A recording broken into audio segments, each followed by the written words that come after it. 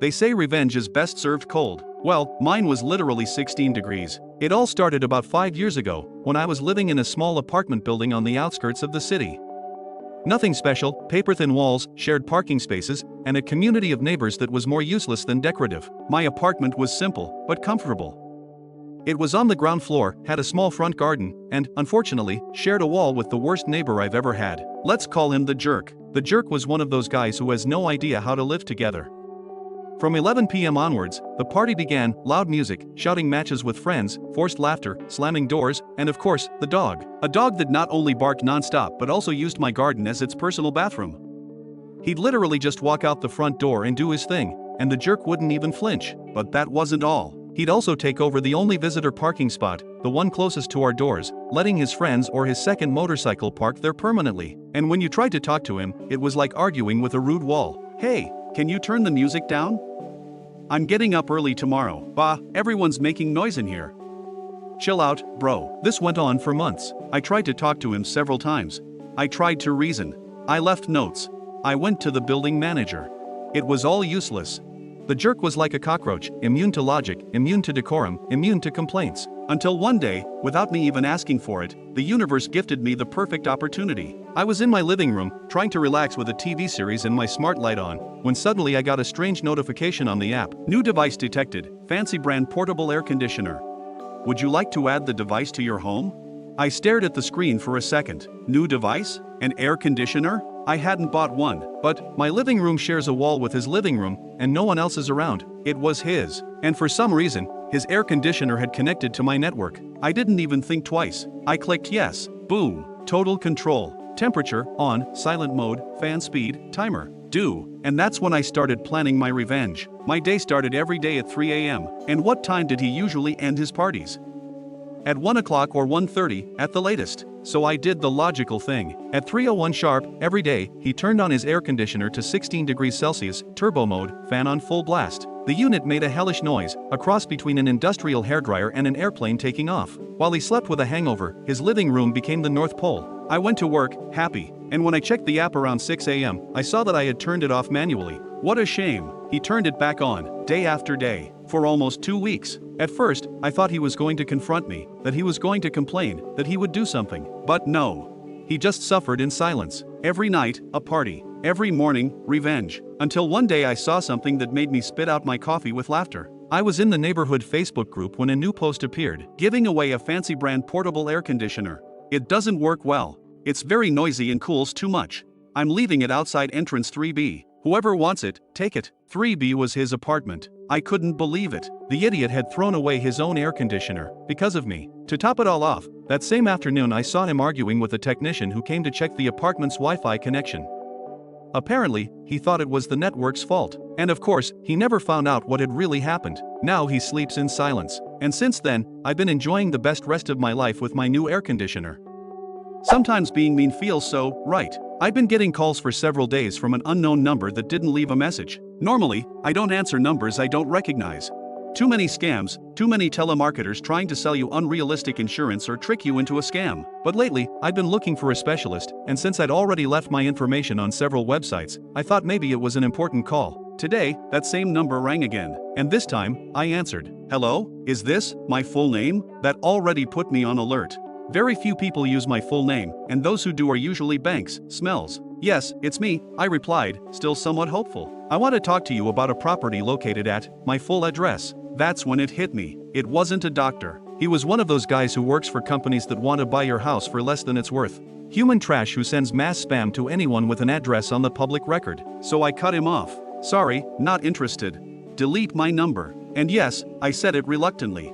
Because I was tired. Because I felt invaded. Because this wasn't the first time it's happened. And then, the guy, without a second's hesitation, calls me, bitch, and hangs up. I was shocked for a second. Had I heard correctly? That jerk called me that because I didn't want to be scammed? I called back immediately. It rang once, twice, and he picked up as if nothing had happened. Hey, who's here? As if the previous call hadn't happened. How dare you call me with a scam, insult me, hang up on me, and now talk to me like it's nothing? I'm going to report you.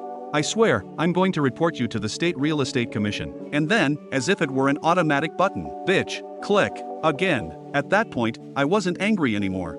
I got something much more dangerous: motivation. So I took a deep breath, sat down at the computer, and began the counterattack. First, the real report. I went to the State Real Estate Commission's website and filed a formal report with all the details: his name, his number, the address he contacted me about, and, of course, the verbal abuse. Then came the fun part: log into the Scientology website. Yes, that one. Contact form. Name, Joey. Phone, his. Reason for interest: I feel like I've been working in a deceptive industry. I need to change course and get back on track. Contact preference, phone call. Then I went to Faith Ministries, another very insistent religious center. Same process. Name, Joey. Phone, Joey. Reason: I need to free myself from sin and seek a new life. Preference, phone call. It didn't end there. I also registered him with Orkin Pest Control, as if his house had a cockroach infestation. Then with healthcare.gov, so they could bombard him with medical planes over the phone. I also listed him on Finder, one of those service comparison sites that calls relentlessly. And on all of them, contact preference, call. Because if Joey liked the calls so much, I was going to give them to him, one after another. 4 weeks. I never heard from him again, but I like to imagine him answering a Scientology call at 7 a.m., asking why he needs redemption, or taking calls from exterminators for cockroaches that don't exist, or listening to an insurance agent talk for 15 minutes without being able to hang up quickly because he doesn't know if it's another client, and all for calling me a bitch.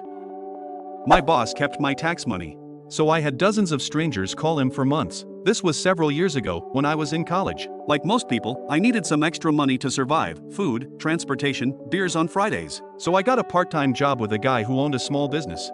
Nothing legally established, everything very much on paper. He paid me in cash, with no contract or receipts. At first, I didn't care. It was 8 hours a week. Quick money, no hassle. But when I finished my degree and he offered me a full-time contract, I set a very clear condition: I want to be in good standing. I didn't want to get into trouble with the IRS, or to one day get a letter asking where all that money was coming from.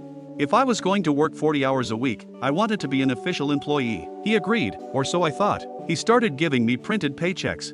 Very professional, with my name, the breakdown of hours, taxes withheld, everything. He continued paying me in cash, but I felt at ease. Legal.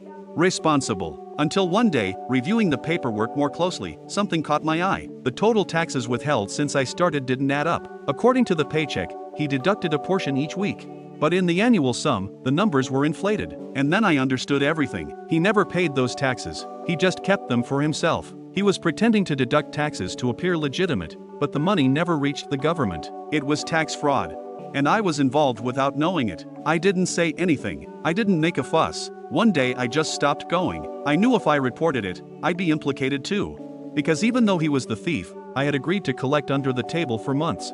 The best thing was to leave quietly, leave him in his shit, and get on with my life. But I'm not a Zen person, and even though I couldn't report him, that didn't mean I was going to let him go unpunished. One night, while I was going through his business cards to delete him from my contacts, I realized something. His personal number was everywhere. Clients, suppliers, social media, even Google Maps. Changing his number would be career suicide. He was trapped, and that's when the idea came to me. Keys. Lots of keys. I searched online and found a pack of 80 cheap fake keys and key fobs. They were very realistic, believable enough that someone would care to return them. On each one, write your phone number in permanent marker. Nothing more. Just a keychain with a regular key and a contact number.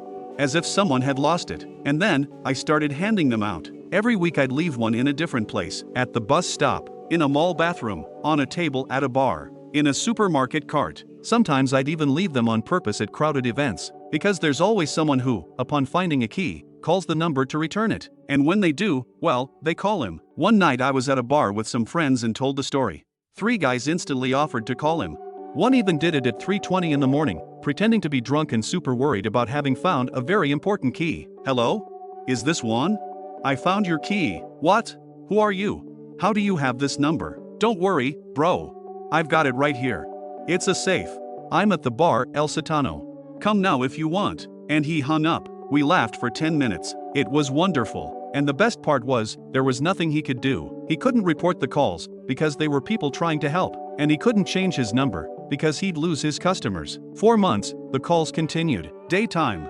Nighttime. Some friendlier, others confusing. Once, someone even left him a long voicemail describing exactly how they'd found the key lying in a park. Small revenge. Big effect. Edit. Some will say I should have reported him, but that would have gotten me in trouble too. He accepts under-the-table payments. I was part of the game, but that doesn't mean I couldn't make him pay, in my own way.